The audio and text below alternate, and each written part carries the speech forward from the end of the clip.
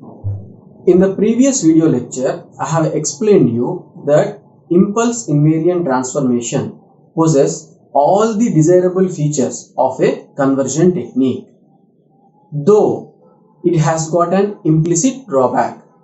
That is, impulse invariant transformation is not a one-to-one mapping. It is a many-to-one mapping.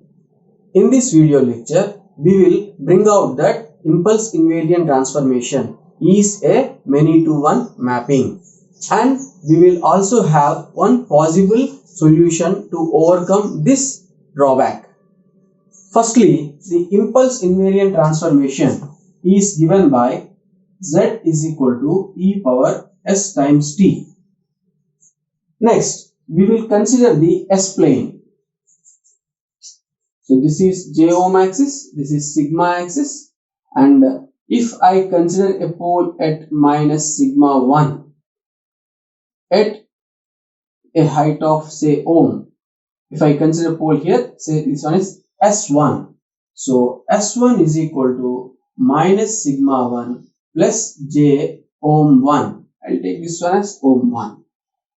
Next, I will consider another pole at a distance of 2 pi by t from S1.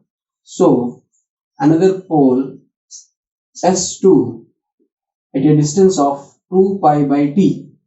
So if I write S2, it is equal to minus sigma 1 plus j times ohm 1 plus 2 pi by t. Next, I will consider another pole at a distance of 2 pi by t towards the third quadrant, and I will name it as S3. So S3 is equal to minus sigma 1 minus j times ohm 1 plus 2 pi by t.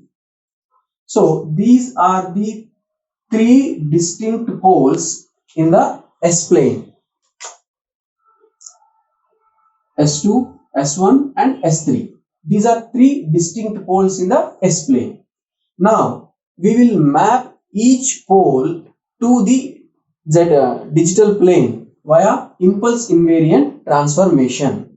So Z1 is equal to e power S1 times t. So this is equal to e power S1 is minus sigma 1 plus j times ohm 1 t.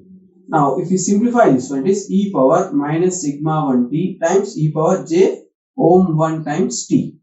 So this is the digital plane mapping of this analog pole S1. Next we will consider Z2.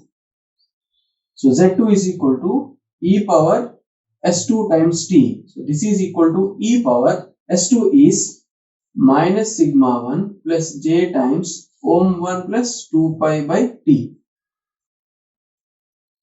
Now if you simplify this one, it is e power minus sigma 1 times t e power j ohm 1 times t times e power j 2 pi by t times t. So it is e power minus sigma 1 t times e power j ohm 1 times t e power j 2 pi. The value of e power j 2 pi is 1.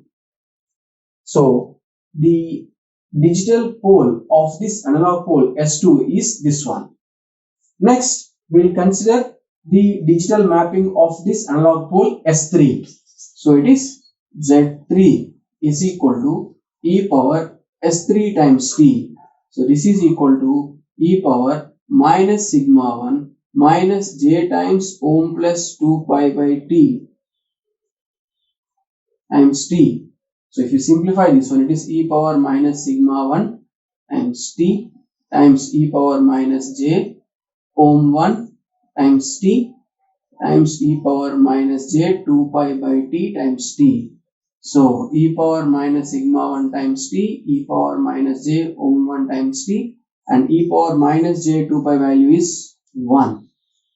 So we have three distinct poles in the S-plane, whereas when we have used this impulse invariant transformation, so Z1, Z2 and Z3, these three, if you look at the digital representation of the analog poles, they are same.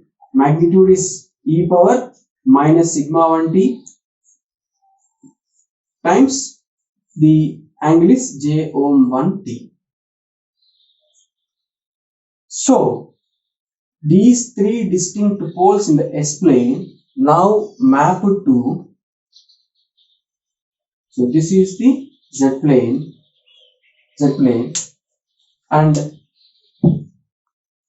say S1 is mapped to here, S2 is mapped to here, and S3 is mapped to here. That is, many poles are getting mapped onto the single pole in the Z plane.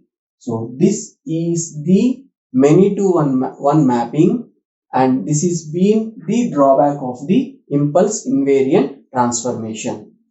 So to overcome this many to one mapping, we need to confine ourselves to a primary strip comprising of a length of pi by t, 2 minus pi by t. If we confine ourselves to poles which are lying in the primary strip of the left half of the S-plane, then there will be no aliasing effect. So when we confine ourselves to this primary strip, then we cannot design high pass filters. We can only design low pass filters or band pass filters. Next, I will explain you one design problem, that is converting an analog filter to digital filter, in the next lecture.